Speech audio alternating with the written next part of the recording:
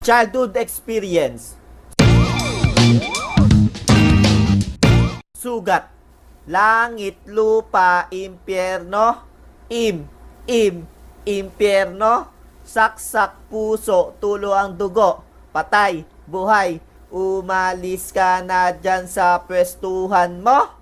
Hays. Nakakamiss maging bata, no? Yung tipong problema mo lang noon kung saan kayo magtatago tuwing naglalaro kayo ng tagu-taguan. O kaya naman kung paano ka hindi matataya tuwing naglalaro kayo ng habulan no?